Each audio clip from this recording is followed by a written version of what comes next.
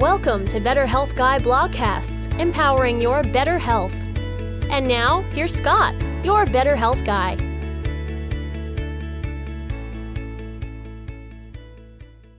The content of this show is for informational purposes only and is not intended to diagnose, treat, or cure any illness or medical condition. Nothing in today's discussion is meant to serve as medical advice or as information to facilitate self-treatment.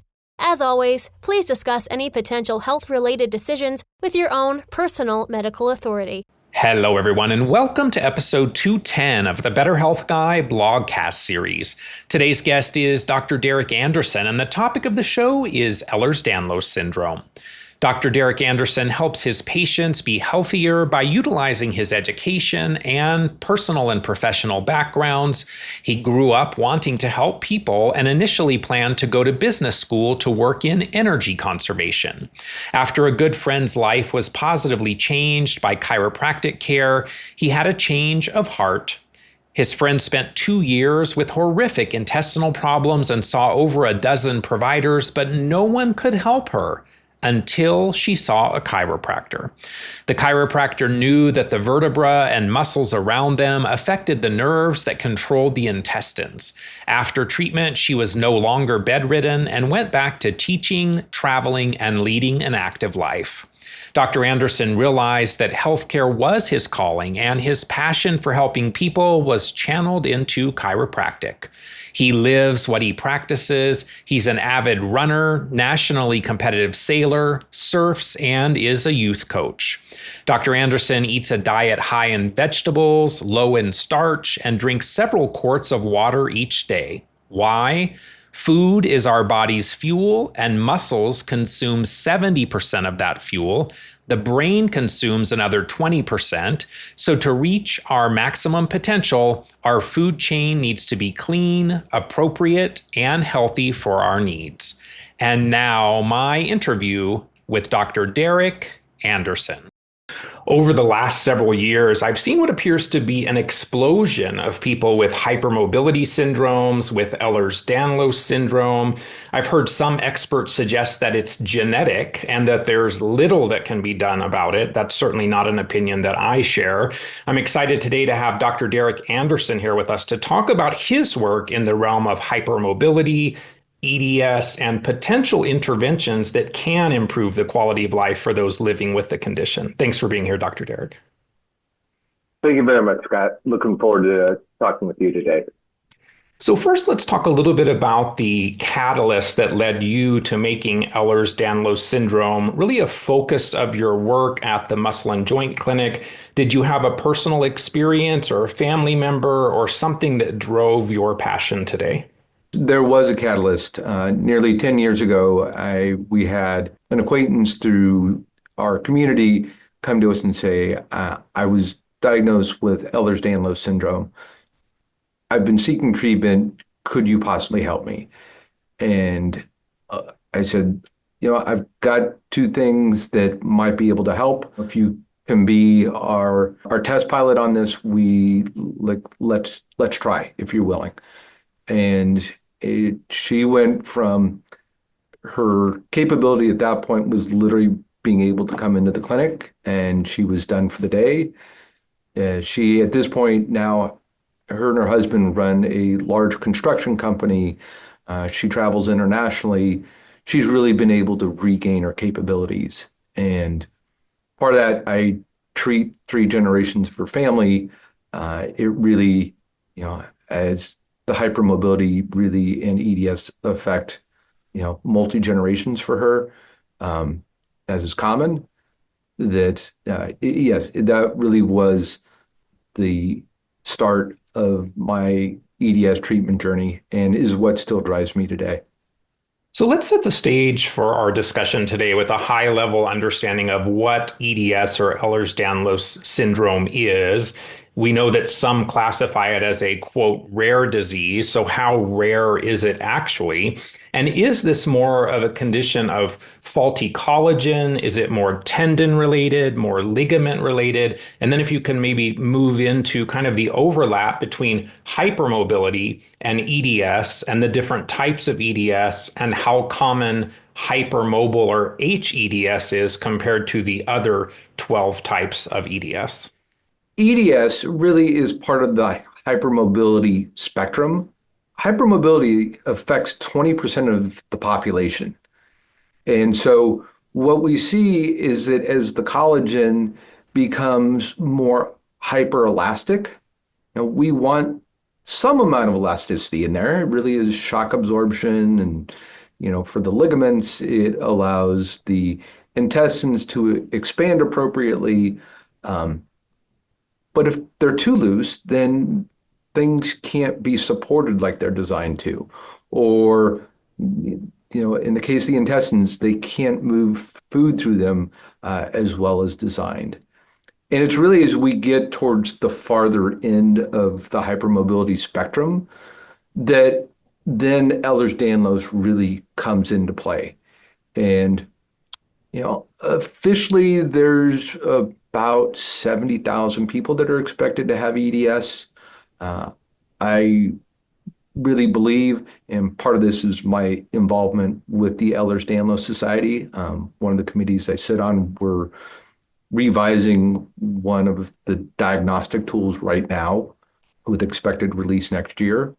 I really think that we'll see those numbers go up as we get more diagnostics and even more so, more awareness to even appropriately test for EDS. And so, where that ceiling is, don't know, but I do think that we will start seeing that it's more in the hundreds of thousands of people that actually have EDS, and maybe more. And when we get into those 13 different types, how much is that hypermobile or HEDS compared to the others like vascular and many other kinds of Ehlers-Danlos syndrome? Of the 13 types, hypermobile EDS is over 90% of EDS cases. The challenge in that is that 12 of the 13 already have publicly available genetic markers. HEDS, while that marker was discovered a little over a year ago, it is currently going through the approval process to be publicly released.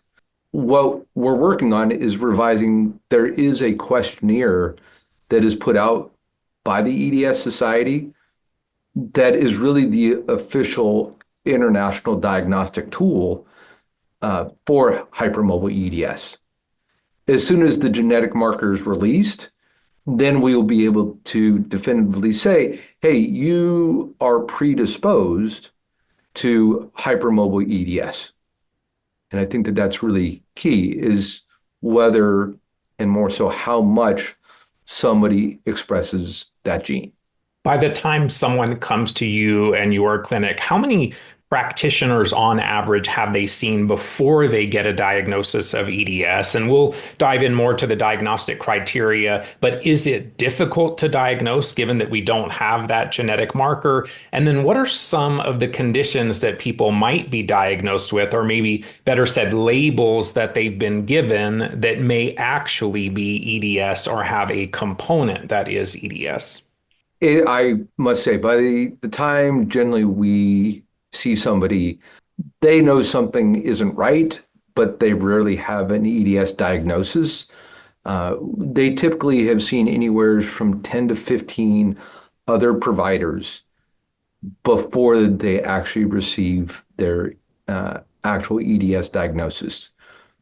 I really do think at this point, it's much more for clinicians to have the awareness to know that this person in front of me, because they have pain, which is the reason most people actually seek healthcare, and definitely with hypermobility, no matter where people are on the hypermobile spectrum, that they're generally going to go seek care because of often the pain that's involved with being hypermobile, much less having EDS.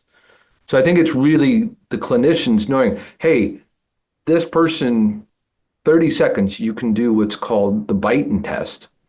And you're looking at the mobility in 9 different joints. That is a great screen.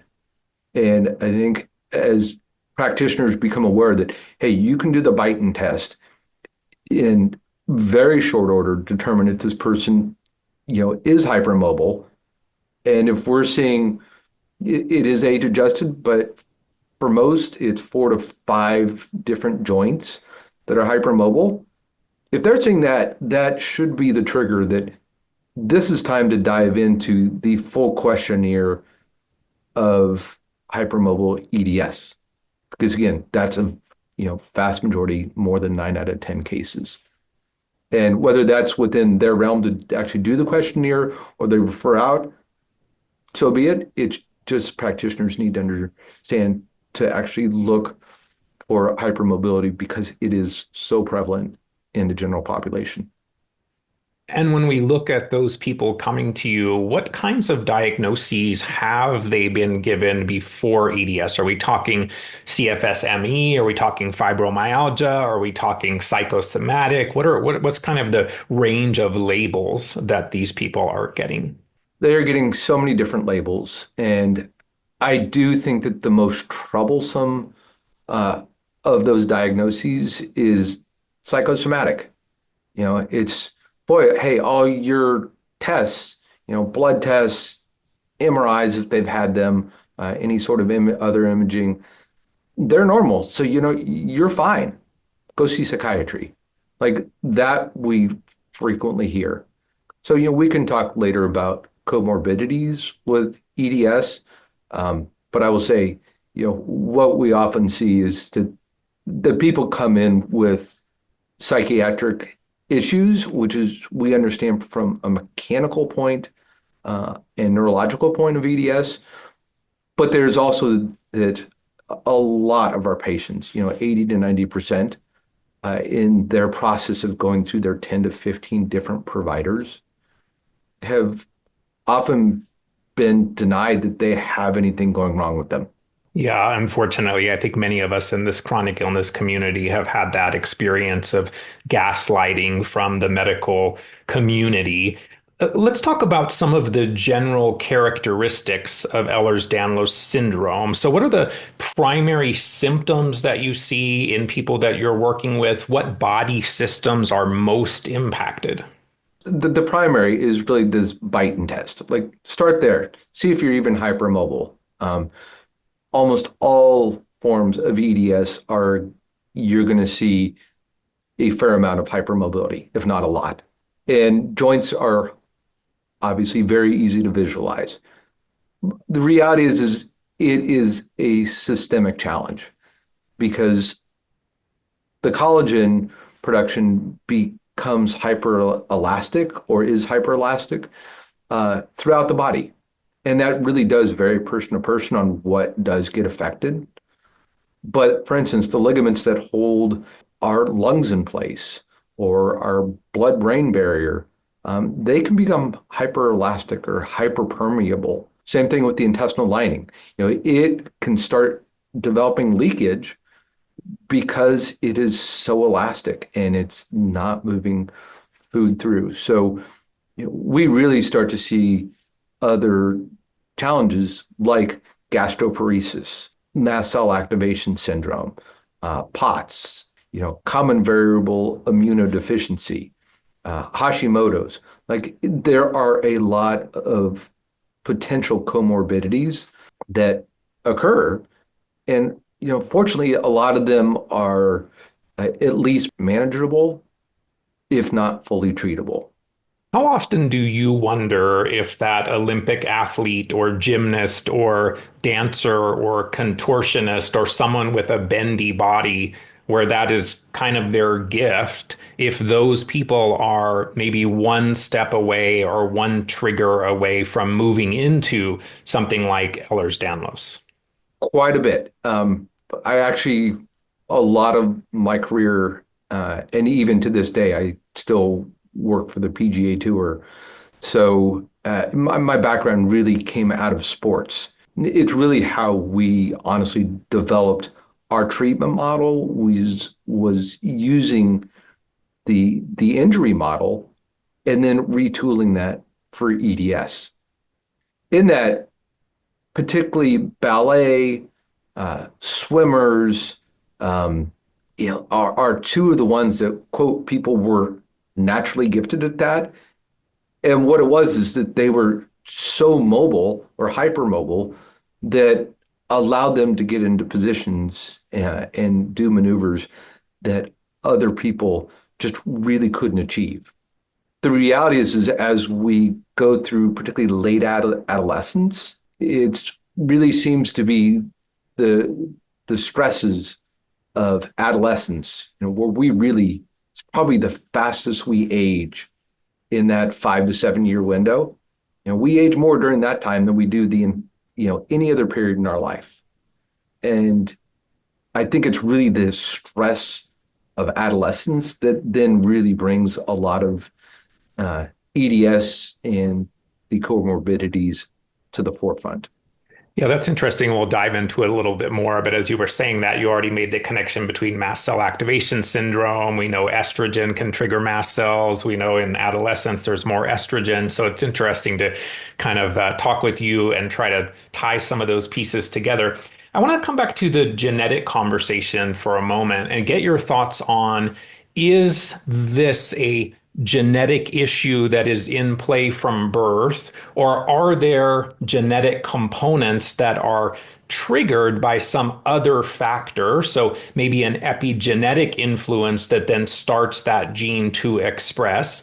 I know there are researchers in the EDS realm that talk about the RCCX genes. I know Dr. Richie Shoemaker talks about the HLA-DR genetics and how people with chronic inflammatory response syndrome, or CIRS, also commonly have hypermobility. So talk to us a little more about the genetics, and do you commonly see these conditions running through family lines, suggesting that it can be inherited?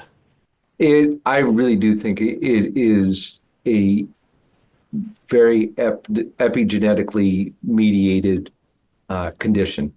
As I was saying, it's that late teenage phase that where we see most of our patients. And, they talk about how their symptoms started to significantly express in a more, if you will, challenging way when they were about 15, 16. The other time we see it is perimenopause or late perimenopause. Again, it's that, as you were mentioning a moment ago with MCAS, it's that massive hormonal shift that really will trigger for a lot of women their EDS symptoms. We also do see other stressors. One thing that we check with all of our new hypermobile patients, we really want to look at the microbiome and just systemically what sort of toxic burden they have. We absolutely see that most EDS patients have a much higher than average toxic burden, and that as we decrease that, we see significant improvement in their biometrics, and their symptoms.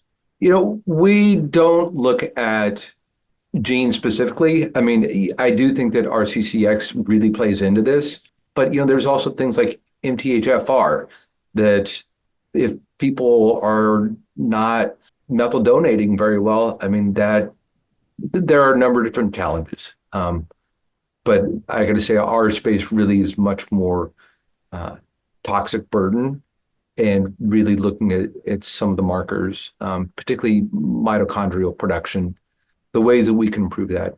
I have found so far that has gotten us the best results. So, I mean, I'm really excited to hear your perspective about this being largely epigenetic, in that I have talked to other practitioners in the EDS space that kind of feel like it's genetic. There's nothing we can do. We'll manage your pain, that kind of thing. I don't think that's a very hopeful position to work from. And it sounds like that is not your perspective. It is not my perspective. I can say, after nearly 10 years of working with hundreds of EDS patients, we do see that patients significantly improve. Is it curable? No. Is it manageable for most? To some extent, whether it's small or very large, controllable. it can be very manageable. And we talked about the first case, Lauren, who is actually, she's done video for us, so we can talk about her.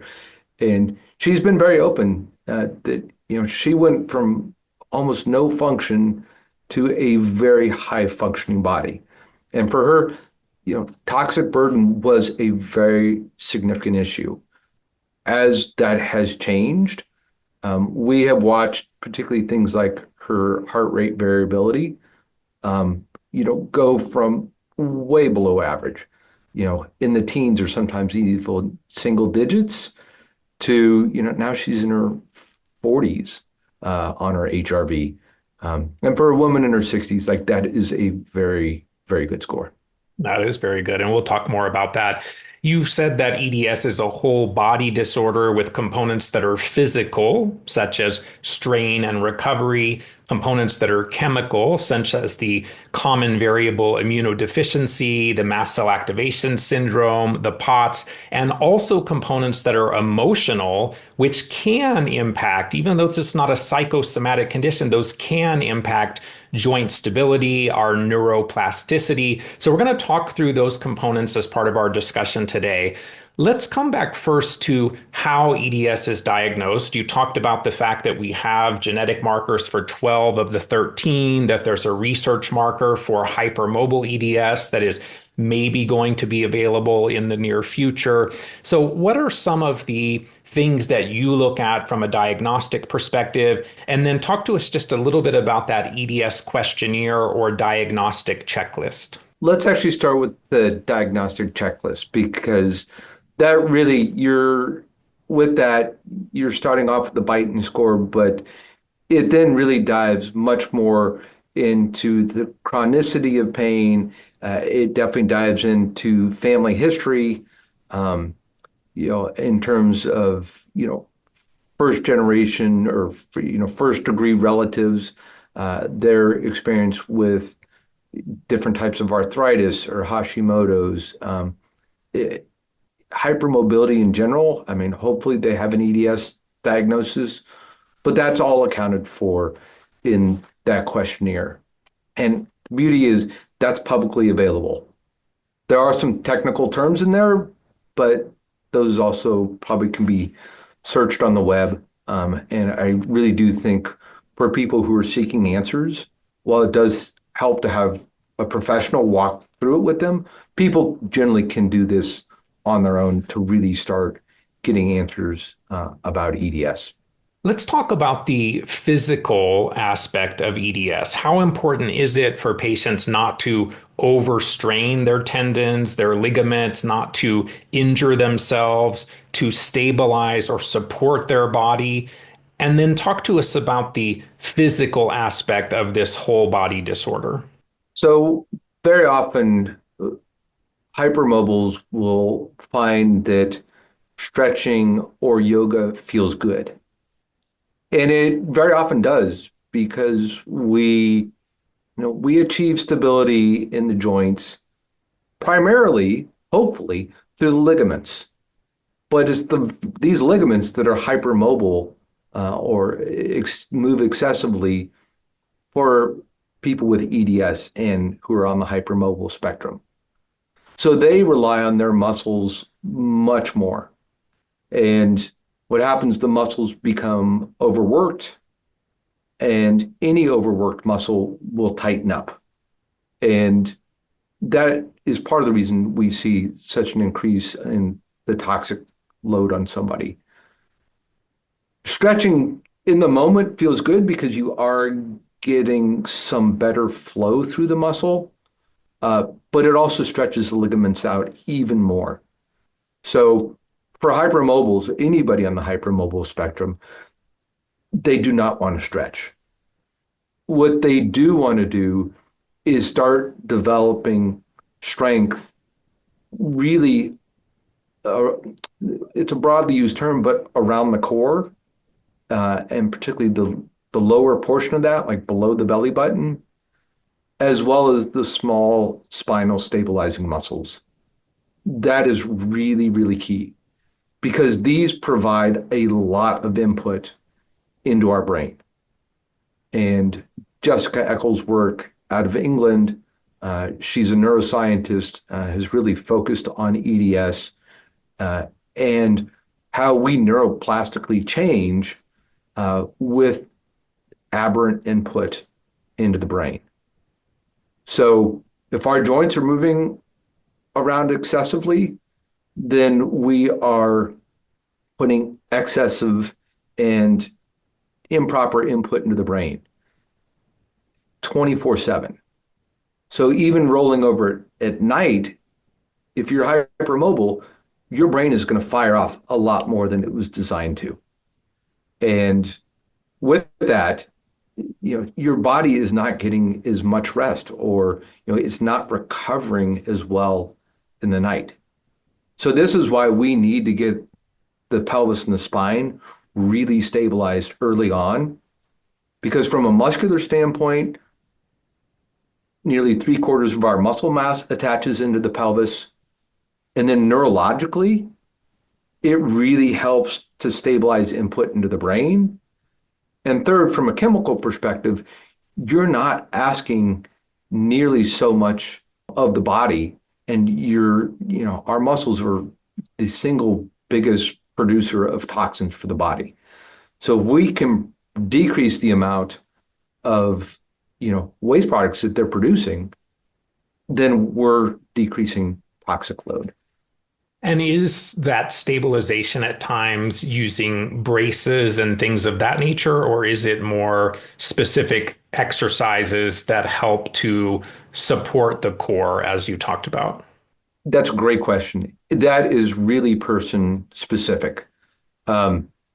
It sometimes we do start with bracing because people are just they need that extra bit of help before they develop that strength. As they do get stronger, then we start to wean off braces. Sometimes, though, it's too big of a transition between bracing and being able to develop that strength. So then we actually look to different regenerative type injectables, prolotherapy and PRP usually, sometimes stem cell. Would you say that patients with EDS could potentially be harmed by chiropractic adjustment, by physical therapy, if that practitioner is not specifically knowledgeable about hypermobility and EDS? Absolutely. And this is not a fault of the professions. Again, it goes back to the awareness for the provider to recognize that, hey, this person's hypermobile, and either A, I know how to treat that appropriately, or B, I don't, and so therefore I need to refer out to somebody who does. And yes, very often we will see people who've been to a chiropractor or a PT or some sort of physical medicine practitioner who push them too hard. This, again, varies upon person to person. We want to talk about, spoon theory, or really resource management. It can also vary day to day for people what they're capable of. And this is where biometrics like HRV can be very helpful. But it really, yes, people can get injured when they're going to a trusted source of any licensed physical medicine practitioner. Talking about EDS as a whole body disorder, you've already mentioned gastroparesis, which many people deal with, and we will talk more about that. But I was interested as we were kind of preparing for this conversation in some of the dental manifestations, not something that I immediately thought, oh, people with EDS would have dental issues specifically. So what are some of the dental manifestations that you see? And then is there any correlation in people with EDS to the tongue tie issue and potential benefit from tongue tie release procedures? One of the questions actually on the EDS Society's questionnaire is having a narrow palate. Very often a more narrow palate that's been diagnosed by a dentist or orthodontist. The downstream effects of that is that those people don't, there's less flow into the lungs. So, part of that is then helping them develop better breathing techniques, definitely looking if they have any apnea issues. Again, these can be very often fixed, including, some palate widening if need be. Usually not the case, but if need be, we can go there. We also will see very often that the ligaments that hold the teeth in place, they can also be hypermobile. So the teeth are not as stable. I'd say the most significant sign probably is dental crowding, because the teeth are there's just a little bit of movement in there that isn't desirable. I have seen a few patients go through release of the tongue, and yes, that actually has been when other therapy has not worked well, and they're in the hands of a very knowledgeable speech pathologist, that procedure very much can help. So let's now talk about the chemical aspect of EDS as a whole body disorder. How common is it for people with EDS to have an autoimmune condition, maybe an immunodeficiency like CVID or common variable immunodeficiency that you mentioned? Does autoimmunity overlap significantly with EDS? And do we see higher incidences of autoimmune conditions like Hashimoto's in EDS patients? Are there also potentially commonly autoantibodies to collagen itself? There's a much higher rate of autoimmune disorders. And we'll go back to the gut. And the Mast Cell Activation Society has an excellent infographic that shows, as part of that, how the intestinal lining will start to break down. And this causes leaky gut syndrome. So you start getting pieces of food or bacteria, et cetera, that should have been screened out in the gut lining, in the gut mucosa. Now it's leaking into the bloodstream. So now that piece of hamburger or spinach or whatever it might be that was meant to nourish us has entered our bloodstream not fully digested, and now it's become an enemy. Like now the body is attacking that very food that should be nourishing us. And when that happens chronically, the body just goes into attack mode. I mean, it's fighting all the time. And this is part of the challenge with your neuroplasticizing into a fight or flight state, because the body continues to fight. Part of that, it becomes indiscriminate very often. And it not only attacks foreign tissue or foreign material, it starts attacking healthy tissue. And that's the definition of an autoimmune disorder. The thyroid is very susceptible to autoimmune disorders in particular. So that's the reason we do see a much higher incidence of Hashimoto's disorder. We can detect that quickly with a thyroid peroxidase test and see, hey, is this hypothyroid because of maybe it's excessive cortisol because they're in this fight or flight state, or are we really actually seeing the thyroid tissue being attacked and degenerated? And do you test for antibodies to collagen as part of your screening process? No, we do not test for antibodies against collagen. Commonly found in people with EDS is mast cell activation syndrome. Some have suggested that some of the mediators produced by the mast cells, such as elastase, could have a role in breaking down elastin, could help to weaken some of our structural tendons and so on. So wondering if you observe that people with EDS are more symptomatic when their mast cells are more active or more destabilized. Do you find that some people only really notice that they have hypermobility or EDS when their mast cells have been triggered by something else and they're now kind of shifting into that mast cell destabilization realm or activation syndrome? And if you could then talk to us a little bit about how you approach the mast cell piece in your patient population. Is it with a low histamine diet? Is it with mast cell stabilizers or antihistamines or things of that nature? There is a significant correlation between mast cell activation and people's EDS symptoms. So, whether it's a physical, chemical, or emotional trigger for their MCAS, we will see that their hypermobile symptoms, particularly pain, will elevate accordingly. Some of the challenges are being able to accurately and precisely catch elastase or tryptase elevations. Very often the damage has been done by some of these chemicals that have very short half-lives. We use the analogy of a nuclear bomb. You might not see the bomb go off because it's such an instantaneous thing, but there's evidence for a long time that it actually occurred.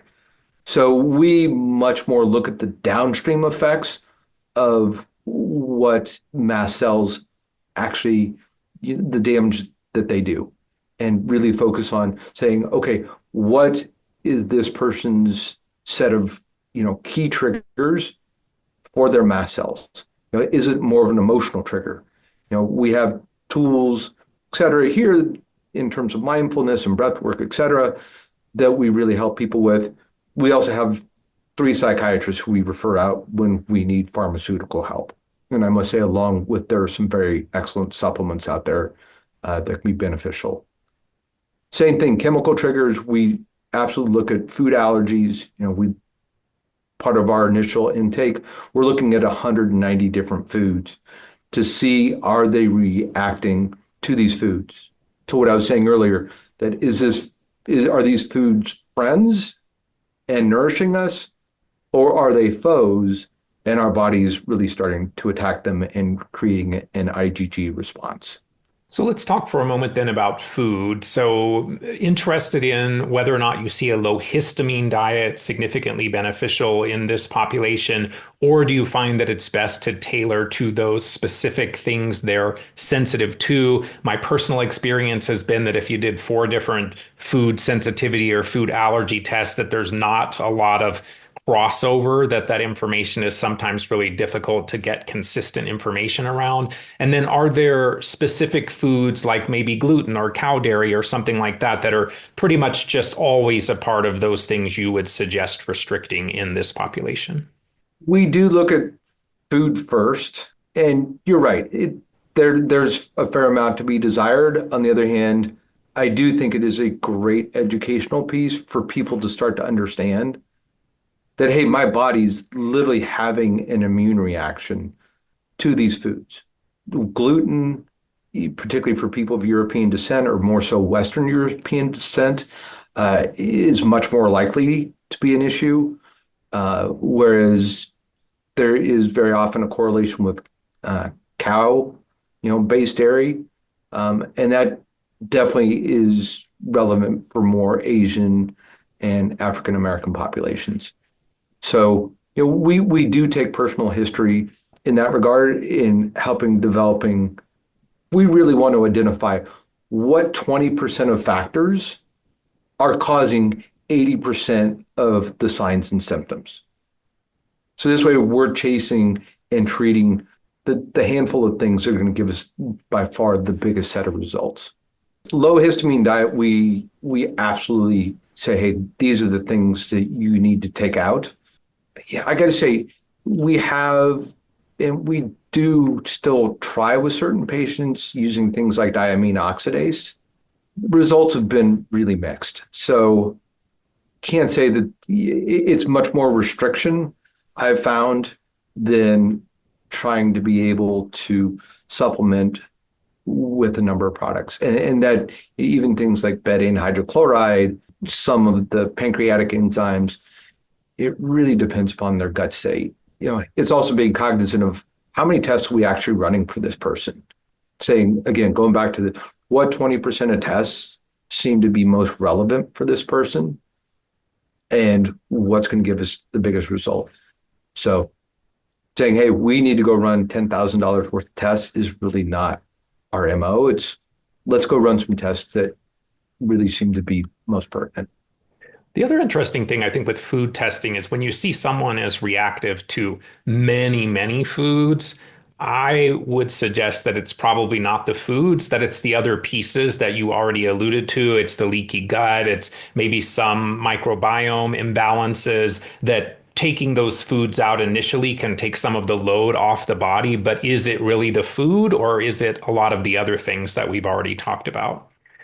Continuing on with our mast cell activation conversation, I think of some of the key triggers. You mentioned emotion, certainly one of them. I think of some of them being things like mold in the home, Bartonella or other vector-borne infections, parasites of many kinds, even electromagnetic field exposures as our environment exponentially increases all of those frequencies that we kind of live within that EMF soup, so to say. So, wondering if you can comment a little bit on how common do you see those as triggers for the mast cell activation, contributing them to EDS in your patient population? And is treating those triggers a key part of treating their mast cell activation and ultimately improving their EDS? Yes, mold in particular for EDS. It's way more common than I think most practitioners realize. We do see a relatively high prevalence of mold for people, particularly if they have not responded well to initial GI treatment. Like it recurs and they are doing the best practices. Mold is definitely at the top of my list. And then it becomes, okay, was this a one-time exposure that they've not recovered from, or is this a continued exposure, which then we have to talk about much bigger questions of remediation or moving. But mold really is a significant piece for most people with EDS. In terms of vector-borne, they're very, very significant. I spent a number of years, particularly 2010 to 2017, 18, involved with Lyme, and so really saw Lyme go from this quote very obscure, kind of not on practitioners' maps, that has quickly changed. That it is occurs all over the country. You don't have to be just in Lyme, Connecticut to contract Lyme. The Lyme infection itself is a challenge, but it really opens up the door for opportunistic infections. Parasites, yes, somewhat commonly. I would say much more bacterial. In the sense, bacterial and fungal, really. In the sense, we all in our microbiome have a balance of good and, if you will, bad microbes in there. It's a matter of how well can the body actually manage those. And so, we really are looking at fungal and bacterial first. So second tier, we're looking at mold and we're looking at parasites. And then third tier, we really then start to look at things like Lyme disorder, and more so the co-infections that occur there. The challenge for a lot of people is they're like, well, I never had a target type display. They've probably looked around the internet or heard about it otherwise. The reality is 70-80% of people with Lyme never, in recollection, had any signs that they had any sort of tick bite. And so when people do find a tick, we let people know, hey, if you ever get bitten by a tick, save that thing. Go have it analyzed. As much as we can educate on that, particularly as people get stronger, we want them to be aware of it. The reality is that's only about 1 in 5, 1 in 4 people really get that opportunity. So, I really do think that Lyme is very significant, and very grateful that we have labs like Epigenetic where we now can definitively see, hey, are these proteins actually replicating? Are these infections active? And again, it goes back to the toxic burden load. How much toxicity does this person have? And which of those toxic moles are the tallest? And therefore, which of those toxic moles do we start whacking first and really getting them back under control? In my journey, I did have a known tick bite. To your point, did not have a bullseye or erythema migrans rash. I think some studies suggest that that may be as low as 17%. So it's certainly not common. My observation, and correct me if you feel differently, but my observation is that in the EDS realm, looking at vector-borne infections, the one to me that seems to be the most significant out of Borrelia, Bartonella, and Babesia is Bartonella. Oh, I think Bartonella is a very significant player. And that's where, at that point, we've referred out, to say, hey, go get treatment. So we really haven't tracked the metrics, but that is a very significant co-infection. Many years ago, I was at a conference where Dr. Theo Heritis was presenting. He's known for his work of 30 plus years in the mast cell arena. And he made the comment that mast cells are 10 times more activated in the presence of a cell phone, wondering how much you encourage your patients to have some EMF hygiene as part of their overall protocol. We really encourage people to keep devices, particularly away from the bed. We try to get them distances as much as possible. Things like utility lines, et cetera, that harder to control, right? But definitely wireless routers, people have mesh networks. We're like, hey, look, let's be more strategic about where those transponders are placed. Let's put timers. A lot of them have schedules built in, so that turn the Wi-Fi off when you're in bed. Decrease the exposure, control the variables that are controllable as much as possible. 100% agree. And I schedule my Wi-Fi as well. And I know if I didn't bring the EMF piece into the discussion, my primary mentor, Dr. Dietrich Klinghardt, would be very unhappy with me. So thanks for your comments there. Another commonly observed issue in those with EDS is POTS or dysautonomia. Wondering how common that is in your patients. What do you see as the triggers for POTS? Is it an infection? We know that it's increased in the COVID era. So what do you see as the common triggers? And then how do you approach treatment of POTS? Is that working on the triggers? Is that using maybe limbic system retraining, vagus nerve support, calming the nervous system, or is it a combination of all of that? It's very much a combination of all that in order to treat dysautonomia. And so POTS is a form or one of the displays of a mismanaged autonomic nervous system. And it goes back to this aberrant input into the brain, or to take a slang from computer programming, garbage in, garbage out. So the more that the input can be normalized, the more normalized we expect the output to be.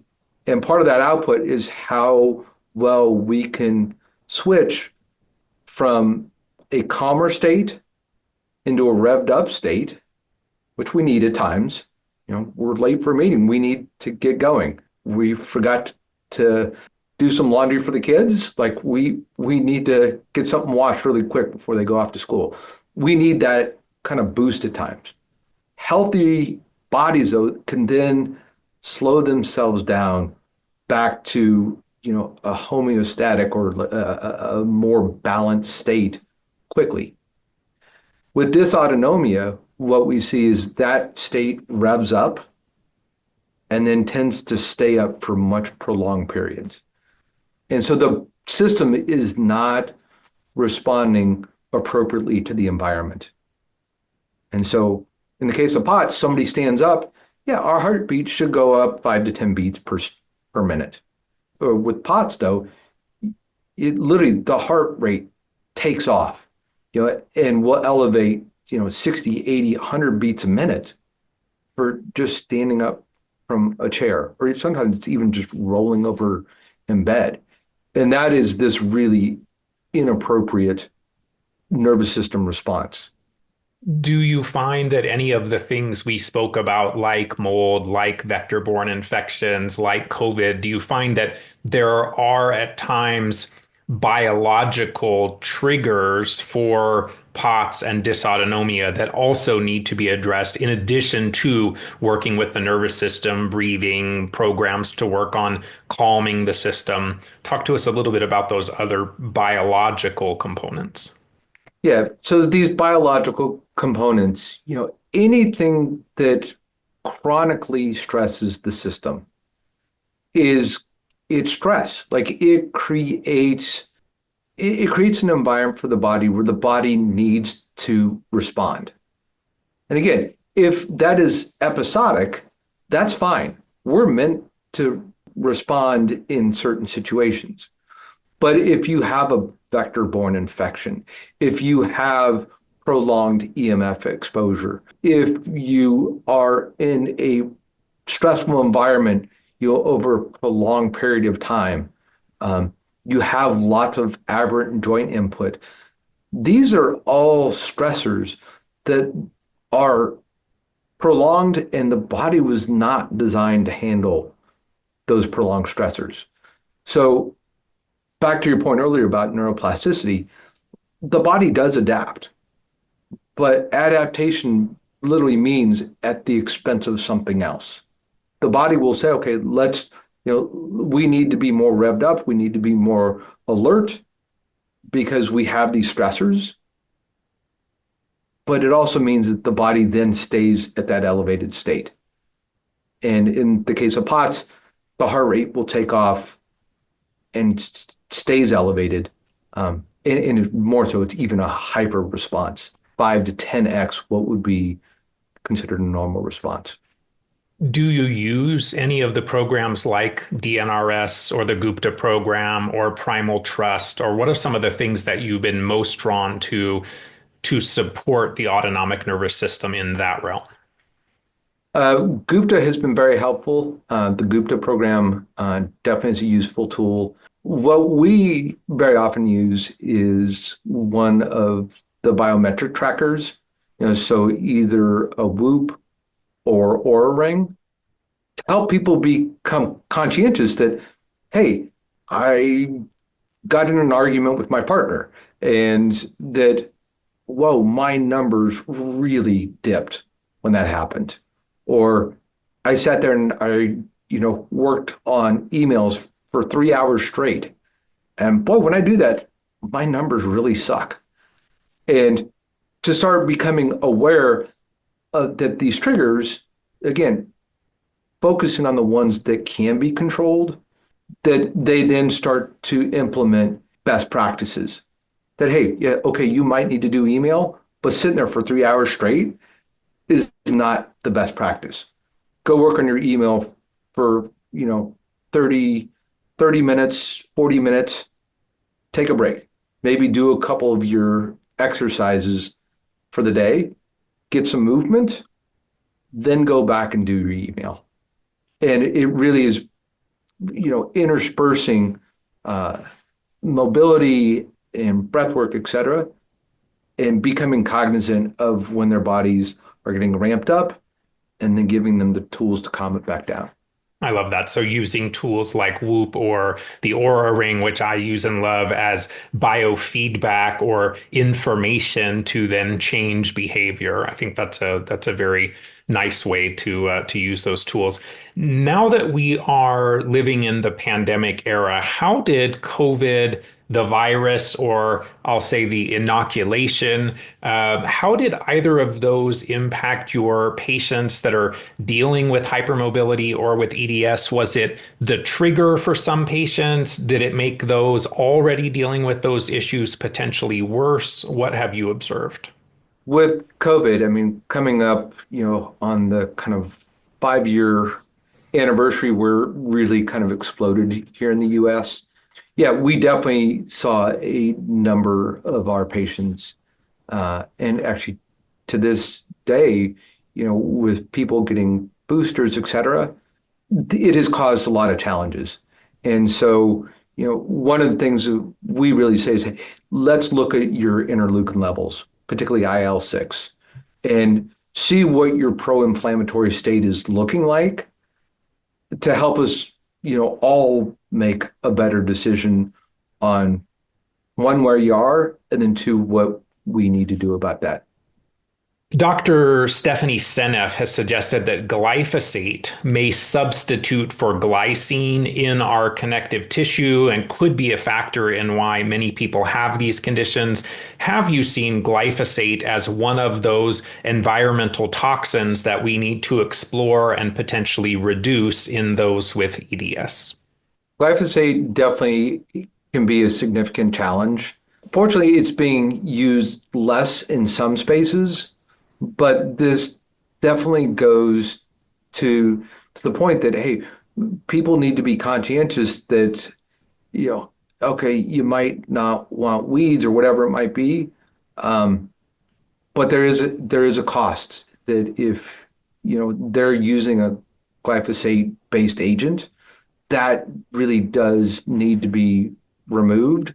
And if they do have higher glyphosate levels, that those need to really be remediated.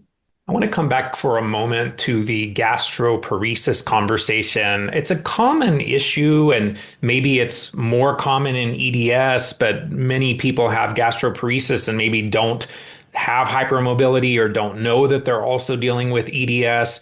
Wondering how you approach that aspect. If people are eating and food is just kind of sitting there and it's not moving through, are you working on the dysautonomia? Are you working on the vagus nerve? Are you working on supporting acetylcholine? What have you found most helpful for getting things flowing through the gastrointestinal tract? Two parts to that. One, we go look at really kind of GI tract specific issues. Again, we get much more into the health of the microbiome and the intestinal lining. So there definitely is that aspect. Two, though, vagus nerve stimulation can be very helpful. And so, particularly manual stimulation is the one that is generally best received, in terms of risk reward. Cold immersion can be very helpful, but that is one that is very patient specific on whether it's appropriate or not. Those are really our first two tools for helping stimulate the vagus nerve. Before we leave the chemical contributors, I want to touch on oxalates. We can get oxalates from our food. We potentially also have oxalates that are produced endogenously from fungal colonization in the body. So how do oxalates impact pain in people dealing with EDS? How might they be another trigger for mast cell activation syndrome? And how are you mitigating the oxalate issue in your patients? Is that primarily through food choices? Is that addressing the fungal issue? Is that through repletion of certain nutrients that can be helpful? How do you approach the oxalate issue? So we definitely look at the three major oxalates in our initial testing, and then also looking at the mitochondrial function. So if we're seeing that people have, impaired mitochondrial function, we know that the Krebs cycle, one of the main energy production pathways in the body, when the Krebs cycle gets impaired, one of the main byproducts are oxalates. So we definitely want to ask, okay, what is your spinach intake like? What's your potato intake like? What's your chocolate intake like? Those are kind of the big three of the high oxalate foods.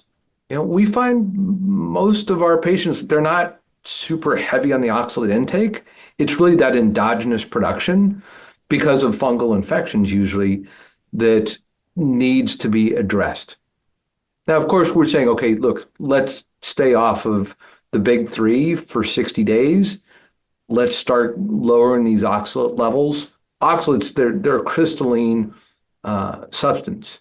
And so they really, they're irritating the tissues as they accumulate. And so we need to titrate them out of the system. You can't just yank it all out because they will irritate as they leave as well. So it's a gradual reduction. 2 months is, again, that's generally our guideline. If somebody has really elevated oxalate levels, in two or three of the three oxalate types, it might be 4, even 6 months that we're really titrating their levels down. And when you say the three different oxalate types, are you talking about the markers or the metabolites that we see on an organic acids test? Exactly. We've talked a lot about the role of toxicity in EDS. I recently fascinating interview with an osteopath named Dr. Raymond Perrin from the UK that's created his Perrin technique, initially for people with CFSME, now for people with long COVID and other conditions. And that technique is really focused on the lymphatic drainage, the cerebral spinal fluid. It's an incredible technique. And I personally am doing it with someone here in Colorado. But I'm interested in the toxicity conversation. Would you say that you see more heavy metals as part of that toxic burden, more chemicals, more pesticides, more mycotoxins, more endogenous substances or materials like lactic acid? You mentioned mussels earlier. What are the bigger components in that overflowing toxic burden bucket? We generally start with lactic acid levels, and we don't go testing lactate. It's much more, we look at how much exercise, exercise being relevant. Like that could literally be, a walk from their car into the clinic. That will sometimes activate people. And so it's signs and symptoms like that we're really looking at. So again, going back to looking at energy production, like we really want to be in that kind of fat burning type energy production, which is producing literally a tenth of the lactic acid and byproducts. We then start getting into the more secondary issues, at least what I see as secondary issues, that we really then want to start taking a look at the different toxic burdens on the body. And, amalgams, particularly in our perimenopausal women, like they were much more prevalent back then. And so we do look at heavy metals depending upon the age of the patient and their dental history, have any fillings. Also letting them know that if we are going to pursue care or treatment on the heavy metals, that can be pretty stressful on the body, reducing those. So we do really try to pick our window on when we're going to do some, heavy metal chelation. You made the connection between older adults having more amalgams and that being part of their toxic burden. The other thing that I've seen, and I'm sure you've seen this as well, is that as hormones shift and people are moving into menopause, that there's commonly more lead released from the bones, and thus they often become lead toxic as a result of those hormonal shifts as well. And that lead then can be a significant issue as part of that toxic burden. Yeah, it's definitely lead, mercury, and cadmium those are probably the three most common that we see elevated, and definitely in women in their 40s, early 50s, and beyond. But that, I would say, it's that second, our second most common or biggest EDS population is that women early mid 40s to mid 50s, and we definitely see elevated heavy metal levels, including lead. Let's talk a little bit now about the emotional contribution to this whole body disorder. What is the correlation between EDS and generalized anxiety disorder or PTSD? Is there commonly a significant trauma component in the EDS population? And what are some of the things that you would consider for mitigating those factors that are contributing to anxiety, PTSD, and so on? Prevalence, for instance, with generalized anxiety disorder is incredibly high. Over 80% is the numbers, which is about 4 times the national average. Then you go to PTSD, which if people are anxious, they are much more predisposed to developing PTSD.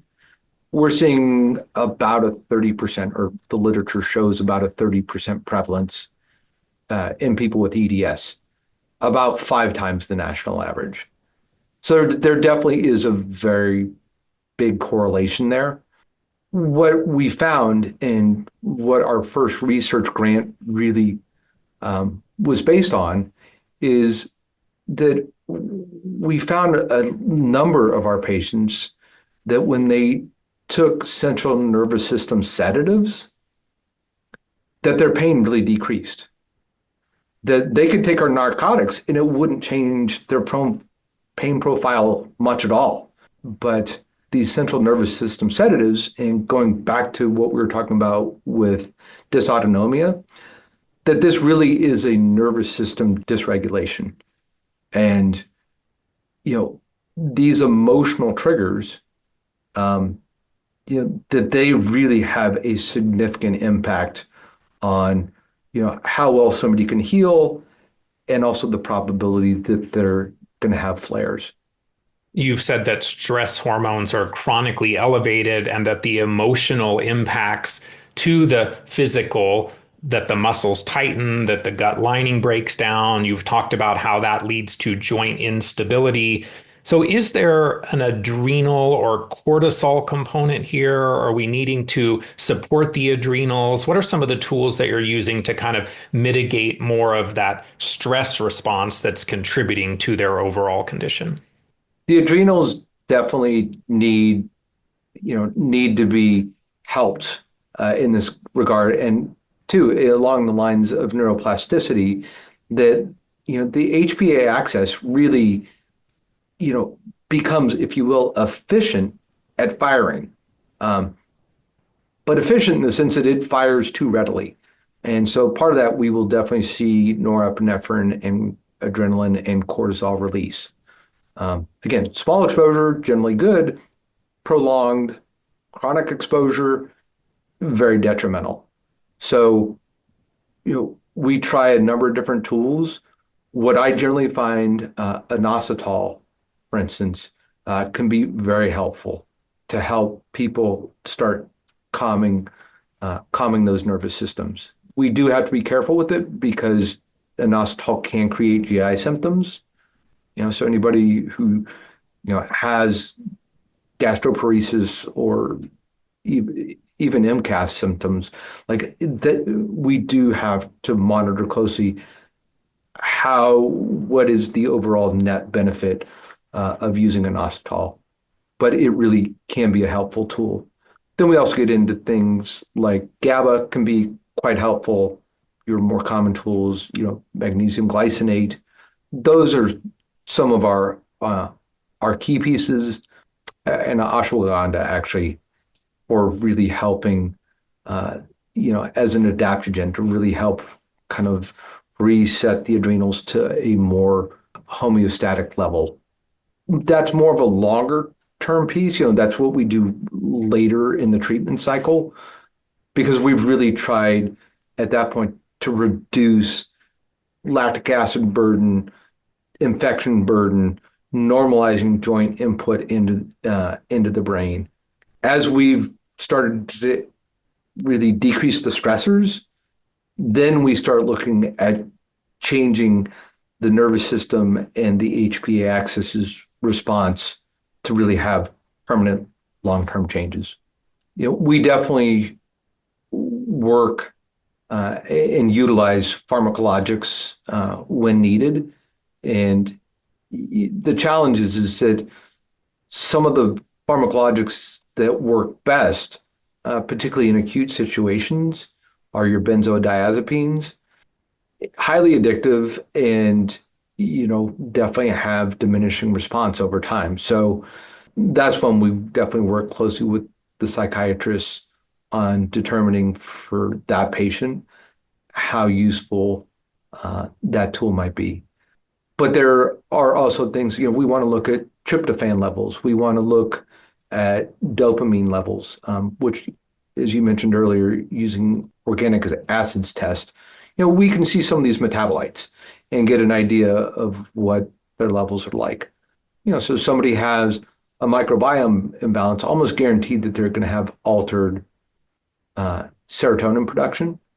So we very well might front load them with tryptophan, hopefully increase the serotonin production and start getting them to a more rested state before we might go to something like an SSRI or NRI.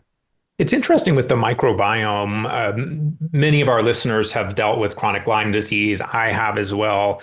I have certainly had the experience that improving the microbiome in those people that have been on long-term antibiotics for Lyme disease is a very difficult task. And so I'm wondering what comes to the top of your list in terms of the toolbox of things that has been consistently effective for improving the microbiome? Yeah, I would say for most people with EDS, what we see are significant fungal infections. So we have really started using continuous glucose monitors because fungus actually loves blood sugar alterations, and more so the glucose spikes. It's helping people understand that it's not just the exogenous intake of sugar, that it's also the endogenous reaction in the stress response that can elevate blood sugar levels.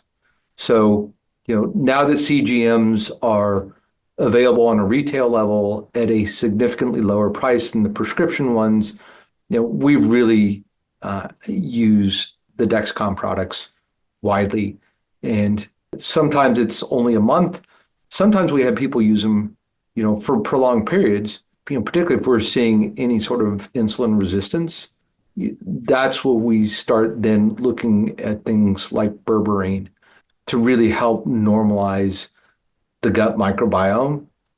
And that really, honestly, is much more in the last year become a first line defense for us. I've definitely done them and was just thinking it's time to do another. So thanks for the reminder. You've said that the body needs stress. And so I think of hormesis, a hormetic level of stress that strengthens us, but that too much stress can lead to deterioration. You suggest that we need to live between hypertrophy or that building stage or mTOR and autophagy or that cleansing process. So talk to us more about living between hypertrophy and autophagy. So this is going back to the different wearable tech. There's two sides of the coin. Is yes, how much are we stressing the body, creating that mTOR versus getting into a hyper stress state. And so, very often we think of physical stress, but it's also the chemical and emotional stresses that all go into that equation. So, we really love wearables so people can see that in a very user interface friendly fashion, tech friendly fashion, that they're not having to figure out like, oh my gosh, my HRV is. No, their Whoop or Aura or Garmin or whatever their wearable is telling them, hey, this is your number and this is where you ideally want to be. The other side of that coin is how well we recover from that stress. And this is really what sleep is about. It's not just the length of sleep, it's the quality of sleep. And it's really that deep sleep state, where we want to spend, ideally about 15% of our night in a deep sleep state that helps us recover from the previous day's stress, which then allows us to be better prepared for the next day. And this really is, when we talk spoon management, like this is spoon management. Taking spoons off, which is stress, and really much the mTOR type stress if you manage spoons well.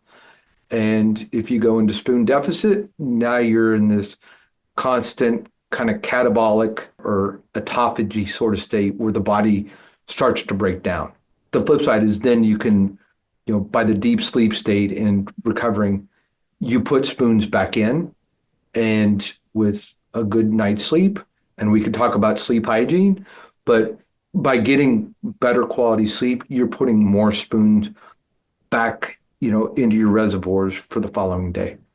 And for people listening that aren't familiar with that spoon theory, it's basically the idea that let's say you have 10 spoons to spend throughout your entire day, and that's as much as you can do. What are you going to spend those on? What are you going to be able to do before you've exhausted your reserves, your energy? You have correlated, as I understand, higher levels of HRV with an increase in spoons or resources. And my understanding is that's part of why you track and work towards modifying behaviors that reduce HRV, because over time, the number of spoons then increases, correct? Absolutely. Perfect. That's spot on. How does EDS overlap with CCI or cranial cervical instability? How often do you see CCI in your population? And are there approaches that can be used for stabilizing the head and neck, or is that generally a surgical intervention? Great question on CCI. It is more prevalent than I think many practitioners realize. You can readily see it on, for instance, lateral flexion x-rays, which are very accessible. The other way is you can do a weight-bearing MRI or a seated MRI that we can very often see some misalignment or improper placement of the cervical vertebra. What has really been a game changer in this is that this is where stem cell can be extremely helpful. You do have to find a practitioner that knows how to do, and more so is really well trained in spinal stem cell treatment. There, are not many around. I mean, here in California, we have one provider in Northern California to whom we refer. I will absolutely give a shout out to Angel Flight West. It's a volunteer pilot organization.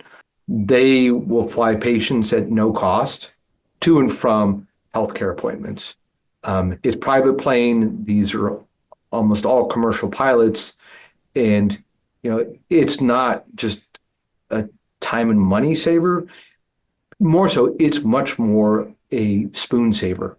So this way, patients can get to their appointments, and particularly in a case like this where we're looking at potential CCI treatment evaluation, where they might need to travel 3 hours by car.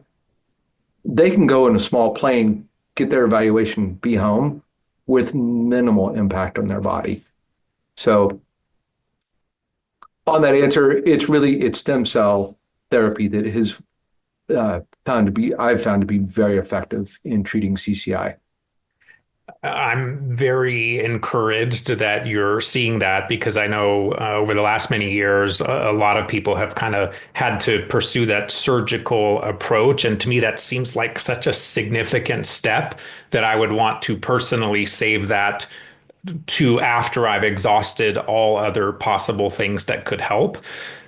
You have a treatment approach called release, remobilize, and restore. Release can include things like massage or ART, active release technique, or cupping or Graston, which I've had a lot of and I can't say I loved it, or shockwave therapy.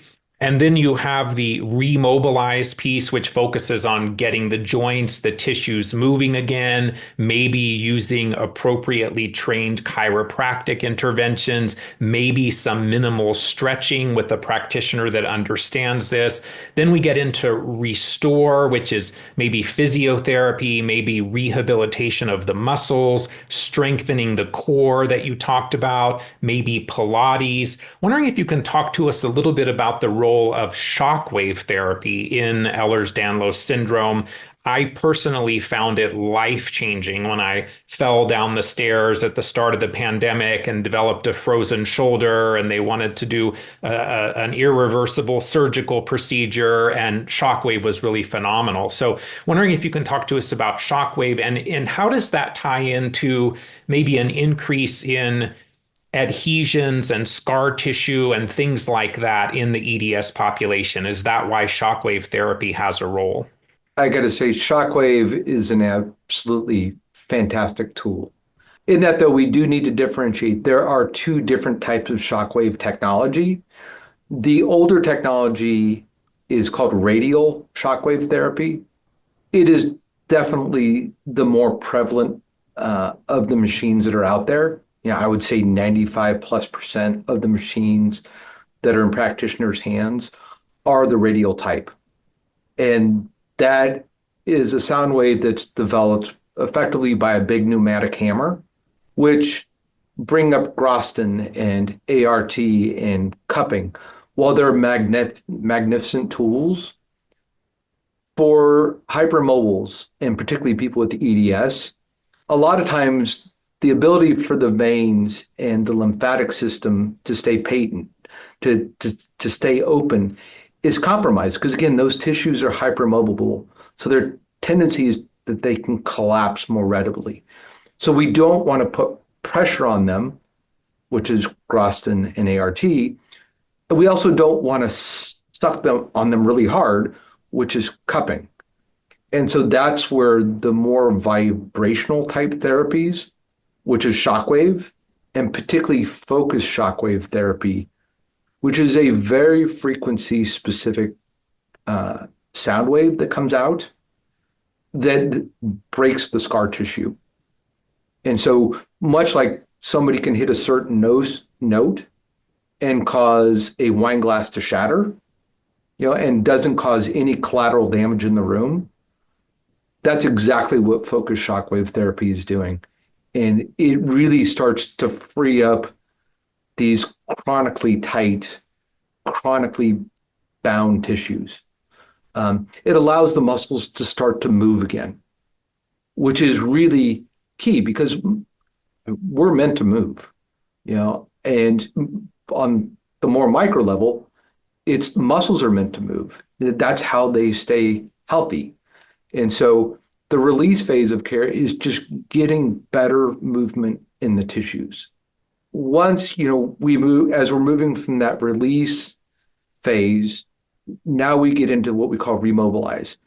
And that really is helping the tissues to become efficient in their movement. So now we're focusing much more on better ingress of blood, and which is bringing oxygen and nutrients into the tissues, allowing them to, heal and recover, to allow them to have appropriate energy production. In this remobilized phase, we're really starting to focus on normalizing movement patterns. So, we're really focused on getting rid of compensation at that point. Let's say, and then the restore phase, now we're getting much more life specific in that we're focused on restoring activities of daily living and really fortifying that person for their particular needs and demands of their life. I won't go down the hypercoagulation rabbit hole. I think it's incredibly important. And I suspect that in the EDS population, if we look with a detailed hypercoagulation panel, we probably would find some genetic predispositions, probably would find some fibrin buildup and other things that are impacting the oxygen and nutrient delivery as well as waste removal. We certainly see that in many other chronic conditions. I want to talk a little bit about how you approach reducing pain in people with EDS. Are there certain supplements and other things that are helping? And then why is supporting the strengthening of the body's foundations, being the spine, the pelvis, and the feet, such a critical part of pain reduction? Reducing pain goes back to this really kind of central nervous system mediation. It's again why we really look at biometrics, particularly heart rate variability. From a neurological input, we really want to develop as a balanced nervous system as possible. We're also, though, looking that we're not causing irritation within the joints or really minimizing it as much as we can. That excess of motion in the joint literally inflames the tissues, and particularly the cartilage, or the kind of, if you will, Teflon coating over the ends of the bones. It's why we see higher rates of arthritis very often in people with EDS later in life, because those joints were chronically irritated and inflamed.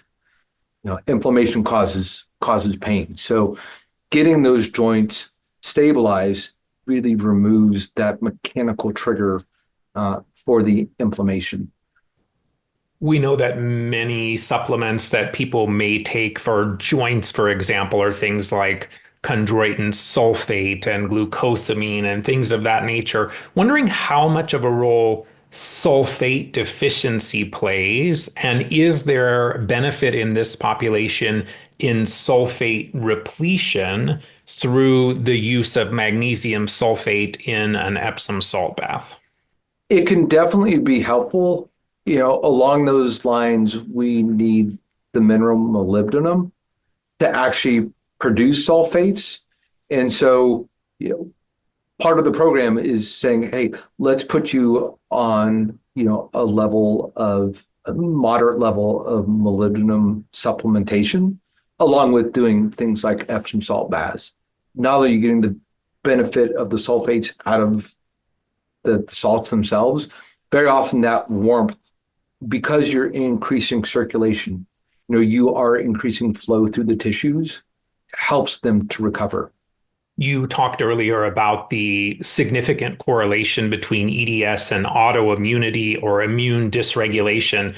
Wondering if there is a place for immunomodulatory interventions, such as maybe low-dose naltrexone, maybe immunomodulatory peptides, maybe Dr. Ty Vincent's low-dose immunotherapy. I know he has a specific collagen LDI that has been helpful in some people with hypermobility and EDS. Talk to us about some of your favorite immunomodulatory interventions. That's it. I was thinking exactly along the lines of LDN in terms of, early to intermediate care. Sometimes it is something that is used long term, but LDN can be very helpful. In terms of what we have started to utilize are some of these different immunotherapies that are out there. And there's not a lot of research on them, but it has proved, or it seems to be proving that there is a significant amount of hope with these. And are you talking, when you say immunotherapies, are you talking about the peptides like BPC 157, maybe some of the thymosins, those types of things, or are you talking about something else?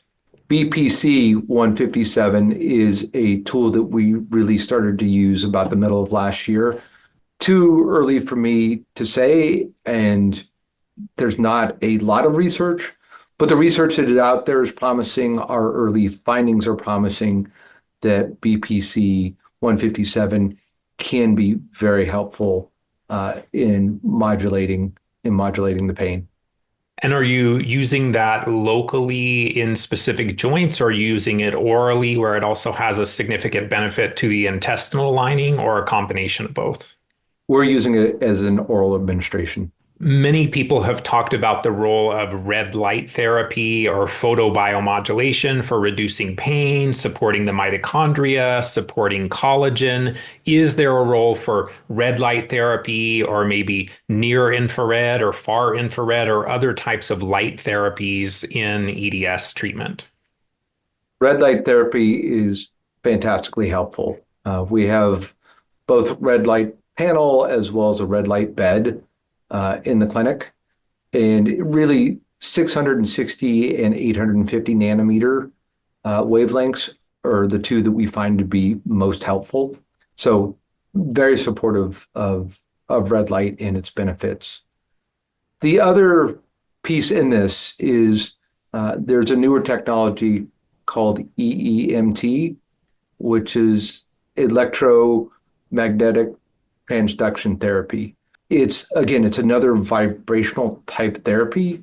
It uses a very powerful magnet, 4 Tesla, and it puts out a series of 3 different frequencies, depending upon what muscle group we're trying to target. We will program different frequencies. But in that vibrational aspect, you're getting a much better not only turnover toxins and blood flow, but importantly, you're helping flatten out the fascia and getting it into a much more gliding, more efficient state. And we know from research, predominantly out of Europe, out of Ulm University in Germany, as well as the Steccos out of Italy, that this how important the fascia really is in the body. And more so out of Ulm's research, that what we're seeing is that the fascia is really it's another nervous system within our body, and how much it really, as we improve electrical flow over the fascia, that is another tool that really helps normalize brain input. So EMTT really helps to normalize motion. And before that, using the focused shockwave therapy to get better movement or to really remove the scar tissue out of the fascia allows that proper motion, which then also decreases pain. One of the reasons I love these types of interviews because I learn so much from bright people like yourself. So that was new to me, and I appreciate that. Dr. Carolyn McMakin is the creator of frequency-specific microcurrent, or FSM. I know there is a torn and broken frequency that some have used in people with EDS. Is that a tool that you've had experience with? I have had experience directly with FSM, and we actually have FSM units here in the clinic. I will say that it is something that we use less of now, actually much less frequently. I do think it's a very helpful therapy. The reality is there's just patient compliance. And because it's something that patients really need to do at home, and sticking electrodes on periodically throughout the day, et cetera, we just have not found great compliance with it. So there's ideal and there's realistic. And if there's a big gap between those, we try to improve compliance. But yeah, I'd rather put our efforts into you actually keeping the wearables on and charging them as opposed to utilizing FSM. It is no surprise, given the medical gaslighting of patients that often occurs, that probably one of the best known approaches for many years for people with EDS came from a patient, which was Deborah Cusack.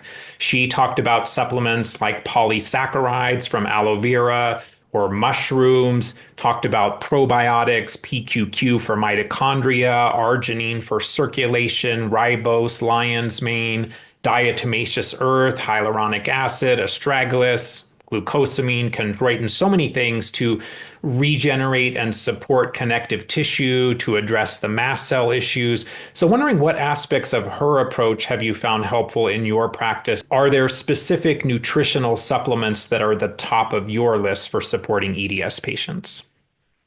There are supplements at the top of that list. Again, it goes back to what are their OAT test results? What are their food IgG results? What are some of their other labs that maybe they brought in or labs that we decide to order specifically? But it really focuses on getting control of the microbiome, having more appropriate response of the central nervous system is key. So antifungals, herbal antifungals are first line defense for us. We tend to go supplements much more in terms of probiotics because of the amount of histamines that are in fermented foods. Love fermented foods otherwise, just usually not appropriate. They're not appropriate for people with MCAS issues. So we do go supplements early on for that. Sometimes we will use some of the digestive enzymes, whether it's hydrochloric acid or pepsin, amylase, lipase, etc. Sometimes we use bile salts, but really getting better motility and digestion is key. We really do like a sunflower-based fiber that can help. And I got to say, it's the one that goes down the easiest, as well as being the one that we found to be most effective. Those are definitely from a digestive aspect, things that we really lean into. Then it's things like supplements like inositol and a number of the adaptogens that we find helpful. We do not do any sort of licorice, not even a DGL, because we do find that even with DGL, they tend to be stimulatory, or people tend to otherwise have adverse reactions to them. Inositol, as I mentioned earlier, we will generally start off at about 2 grams a day. You can dose up to 14 grams, which is a very significant amount, about a half ounce. But dosing that throughout the day are definitely first line defenses. Getting back into that not fully established realm, but BPC 157, it definitely shows a lot of promise. And because I'm sure people will ask, what is the name of the sunflower fiber product that you mentioned? It's actually sun fiber. So when we're talking about supplements, one area that I'm specifically interested in, since we're talking about collagen issues, is there benefit in supplemental collagen, or are we better to incorporate things that might support collagen production in the body, like silica or things of that nature? How do EDS patients respond to collagen supplementation? We have not found a material difference when supplementing with collagen. I do think that a significant part of the challenge here is that the template for collagen production in EDS, that it is skewed toward a more elastic tissue. So, we do want more collagen production, but this is where therapies like, for instance, prolotherapy can be very helpful in that we can be specific to an area that needs to have increased collagen production. So not so much an oral, not so much a first line defense, but there are definitely tools like prolotherapy that can be very helpful for targeted and very significant collagen production increase. With everything that we know today, all of the available tools that you use and that we've talked about, what is a realistic outcome for someone with EDS? How much improvement can they expect? Is this a management over time condition, or do some people fully reverse the condition? What does living with EDS look like when you've had adequate care? Living with EDS is very much, to varying extents, a manageable condition. It is absolutely a long-term treatment, both, more so best practices and instilling those in somebody's life. But with that, we've seen patients who have literally gone from rock bottom, where they're on disability, where they can barely get off the couch, where they're subluxing joints spontaneously, to they become very physically, chemically, and emotionally stable. It is going to take more work than most people to maintain that. But I would say, vast majority, if not all of our patients who've achieved significantly better lives and more so quality of lives, I'd say, hey, it is worth that investment of being cognizant of what I eat, how I sleep, how I recover, that it's worth the investment in those efforts for the better quality of life that they get out of it. For people listening, what are some resources that you can suggest for those that may be considering EDS? Maybe they are looking for practitioners to support them properly. Are there any online support groups or organizations dedicated to EDS that can help provide patients with a sense of community? I would absolutely start with, because we've talked about the amount of gaslighting that goes on, I would absolutely start with the EDS Society's hypermobile EDS questionnaire. Again, over 90% of people who have EDS have the hypermobile type. As part of that, it also walks them through how to do the Beighton test. And so if they don't have EDS, they can sure as heck find out, oh my gosh, I actually have moderate or severe hypermobility, which that probably hasn't even been officially diagnosed as of yet. That can all be done through the EDS Society's questionnaire. So for me, that is definitely where I would recommend people start, so they can definitely ascertain, hey, where am I on the spectrum? And if I am I on the hypermobile spectrum a bit, a lot, or I'm at the far end of having EDS? And do they also provide an EDS aware provider list as part of their resources as well? There is an EDS provider list, EDS knowledgeable provider list. Within that, there are also a list of clinics that, worldwide have been noted for their clinical excellence. I got to say, it's a pretty short list. There's 25 or so clinics on there. Fortunately, we made that list, but really finding a provider who is knowledgeable about EDS, I would definitely start with the EDS Society's list. Within that, there are support groups within there. On that, there are other support groups. Facebook has quite a few, some not so productive. Understandably, chronic illness, part of this is just the frustration that comes with chronically not feeling well. So I understand people absolutely need to vent. There are groups that allow that. There are also some groups out there that are very much more constructive, and where people are sharing their experiences in a constructive manner. So when people seek those, it's really important to make sure that you're finding people that are finding similar experiences and finding resources to help them.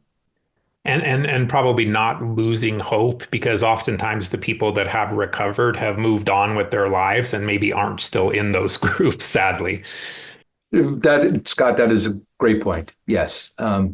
When people don't have PTSD, they are able to move on from the, if you will, the trauma of chronic illness. So, now that's in the rearview mirror. Know that there are people out there, many people, who have, restored their lives to very functional levels. Again, we see people who were on disability. Now they're running businesses. They're in college. They're in grad school. They're leading very productive lives. It does take a bit more work for them, but again, we all need to brush our teeth and bathe, and these sorts of things just become part of the daily routine. My last question is the same for every guest, and that is, what are some of the key things you do on a daily basis in support of your own health?